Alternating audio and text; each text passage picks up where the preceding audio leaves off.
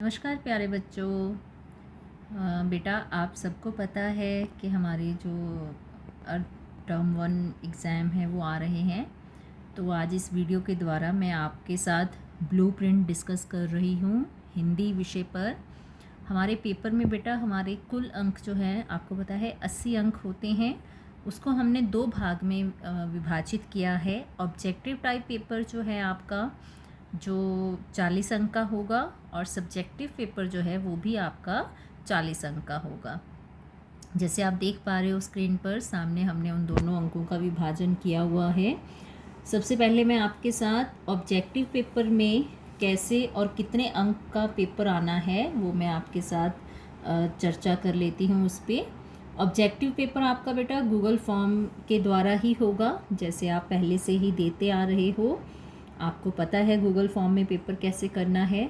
उसमें जो 40 अंक हैं उनको हमने जिन भागों में विभाजित किया है वो आप देख पा रहे हो। सबसे पहले है अपठित बोध।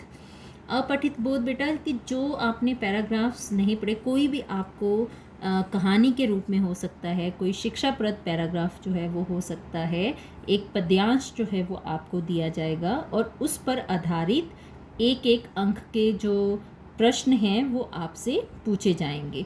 तो कुल ये आप देख पा रहे हो ये 5 अंक का होगा। 5 प्रश्न पूछे जाएंगे एक एक अंक के। उसके बाद बेटा आपका साहित्य जो हमारी ज्ञान सागर है, ज्ञान सागर में जितने पाठ हैं उनमें से आपसे एक गद्यांश और एक काव्यांश पूछा जाएगा कविता और पाठ से। और उन पाठों में से जो अधिक महत्व जो है वो उन पाठों को दिया जाएगा जो हमने किसी यूटी में कवर नहीं किए हैं, उनकी वेटेज ज़्यादा होती है।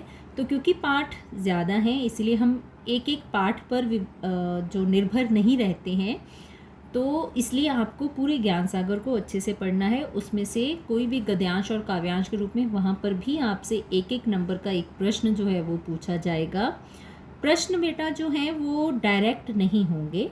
वो प्रश्न जो हैं आपके जीवन मूल्य पर्क पर आधारित हो सकते हैं, आपके बोध पर आधारित हो सकते हैं, एप्लीकेशन बेस्ड जिसे आप कहते हो उस पर भी आधारित हो सकते हैं, जिसे हम प्रयोगात्मक कहते हैं।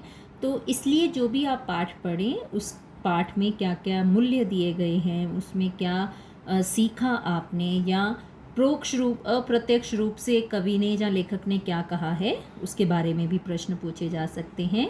तो जिसका जो अंक भार है वो 10 अंक होगा। उसके बाद बेटा आपकी व्याकरण है जो अभ्यास सागर से है।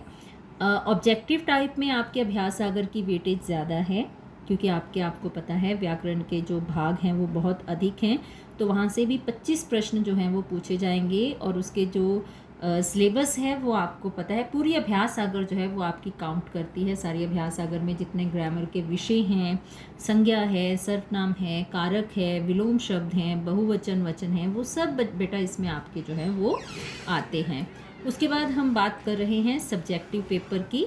सब्जेक्टिव पेपर भी आपका 40 अंक का है।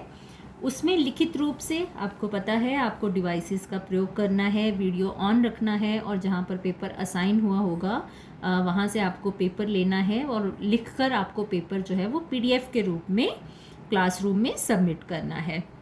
समय के बारे में सारा कुछ जो है वो आपको ऑलरेडी हम बता चुके हैं।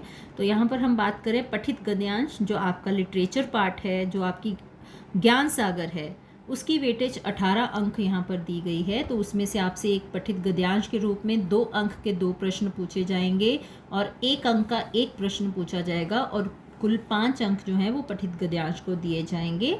उसके बाद लघुत्तरात्मक प्रश्न अर्थात 3-3 अंक के जो प्रश्न हैं वो 3 प्रश्न आपसे पूछे जाएंगे जो जीवन मूल्य पर हो सकते हैं, प्रयोगात्मक हो सकते हैं, बोध पर आधारित हो सकते हैं। तो ये 9 अंक जो हैं वो उसके लिए पूछे जाएंगे। और उसके बाद एक बेटा आपसे विस्तृत प्रश्न किसी भी पाठ से जो है वो लिया जा सकता है।